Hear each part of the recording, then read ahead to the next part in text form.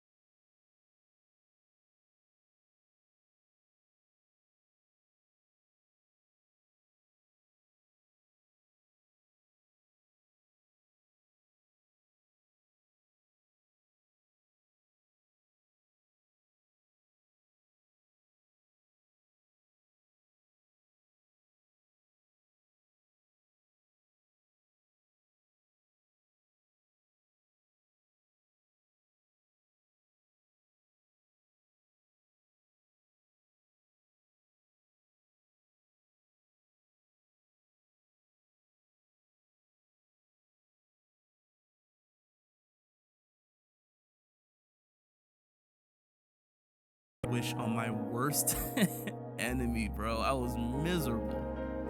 But the way I found out is I caught her in a lie. While we were talking on FaceTime, she slipped up and told me she had a guy over her apartment a few moments ago. And then when I questioned it, right, because we were talking, just cutting up, chopping it up, and she randomly just brought up that there was a guy over her apartment. And I questioned her about it. I was like, wait, like, you know how a dog like tilts their head to the side? I was like, oh? Like you had a guy over your apartment? And when I asked her that, the waterworks started. She immediately started crying, and I immediately knew what that meant. I knew it was coming. And as soon as she started crying and she started bawling her eyes out, man, she then confessed what happened and that it had been multiple guys as well. Now, I want to make this clear, right? Before we throw her under the bus, I want to make this clear. I never cheated on her, or anyone for that matter. I don't think there's any excuse for cheating. I feel like it's a cruel thing to do to somebody. Coming from someone who was on the opposite end of it, it's not something that feels good. But I also want to make it clear that I wasn't perfect either. I was going through a lot of things mentally and physically, and I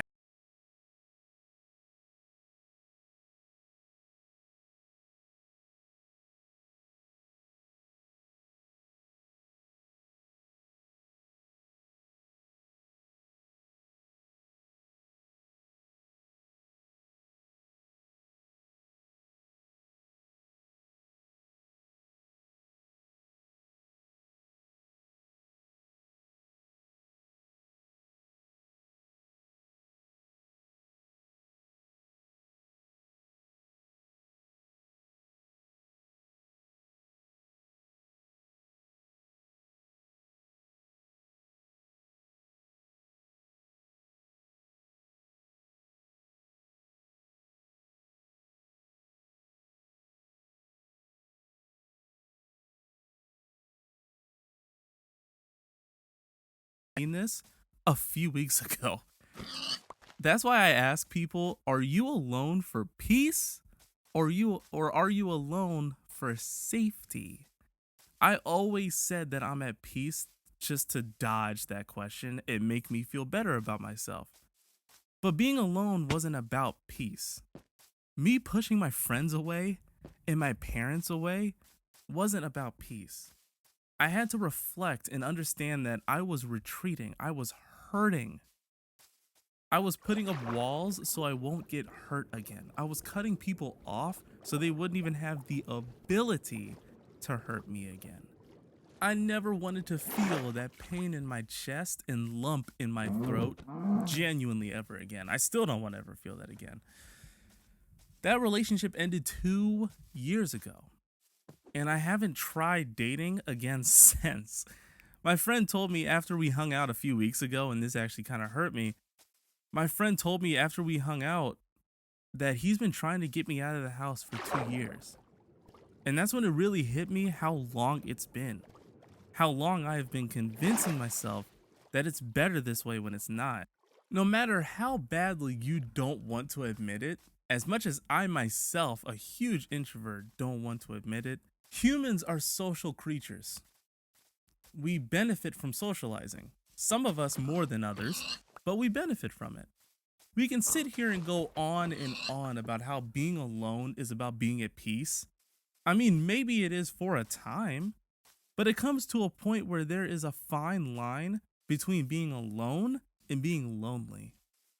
The plain answer is it's just not healthy. It's not mentally healthy to be alone all the time. And trust me, I know better than anyone that it's easier said than done. I know that. When I told my parents that I've been a little lonely, a little depressed lately, which never goes well, by the way, my parents my parents just told me, "Well, you need to go out more, bud." But for okay, let's be honest for a second, right? I want to be real for a minute. From an introvert's perspective, literally how do y'all do that? How do y'all just go out and make friends? Do y'all just walk up to strangers and talk to them? Like how does that work? I don't know how to do that. It's so weird to me. It's why I only have two friends because we've been friends for so long. I've never had to make new ones. I don't know what I'm doing. I don't know how to do that. I don't know how to go out and just start conversations. I don't know how to do that.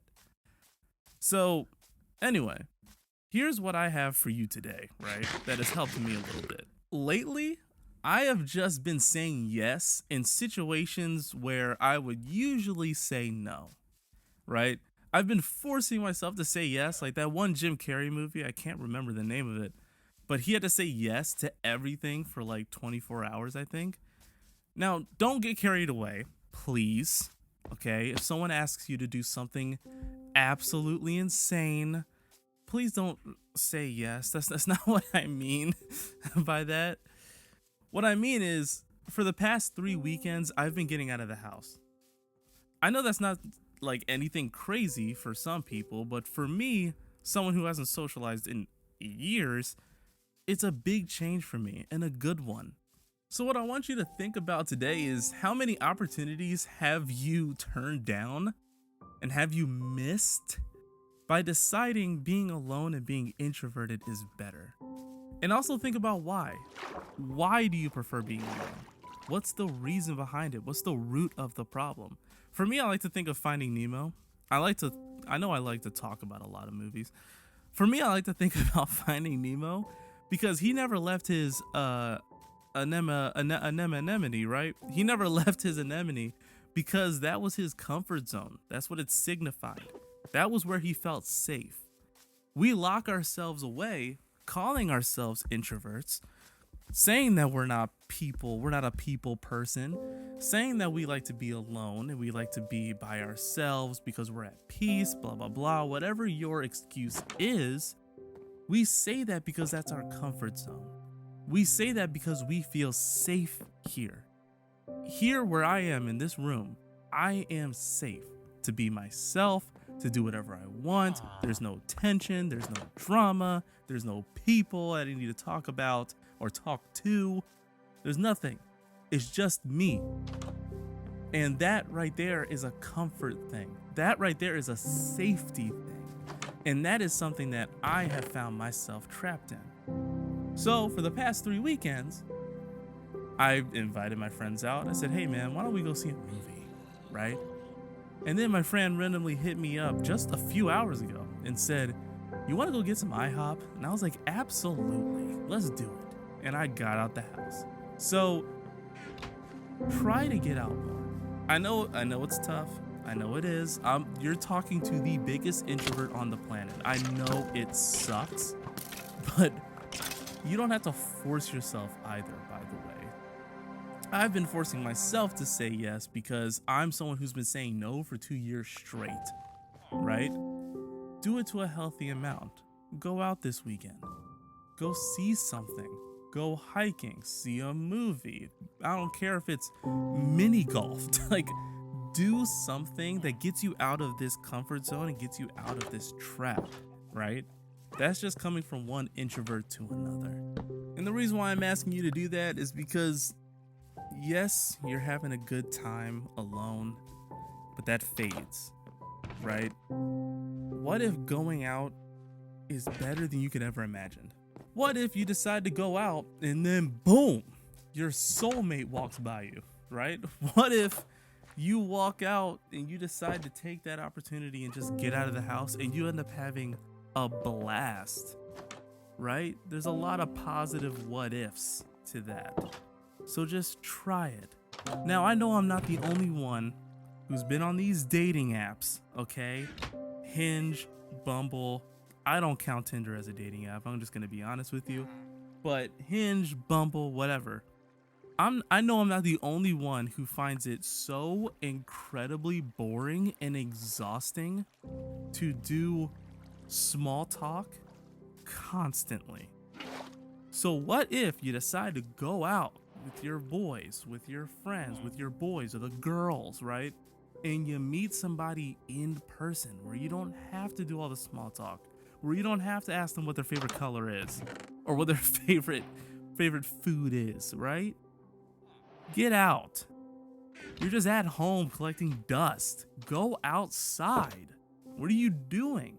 That's how I had to speak to myself, honestly. So, do me a favor. Get out the house. Go do something you've never done before. I've never been kayaking, so I plan on doing that this summer. I've never been hiking, so I plan on doing that this summer. Do something you've never done. You're supposed to make memories. You're supposed to live, okay? We're not on this planet for long. We really aren't. And I have been alive for a quarter of my life now, 25. I'm gonna be 24 this year, so almost a quarter of my life. And I don't really have any memories to show for it because all my memories are here in this room being introverted. So do something about it. As always, I love ya. Do a good job. Do it for me, the random guy you just met on the internet, and do it for yourself.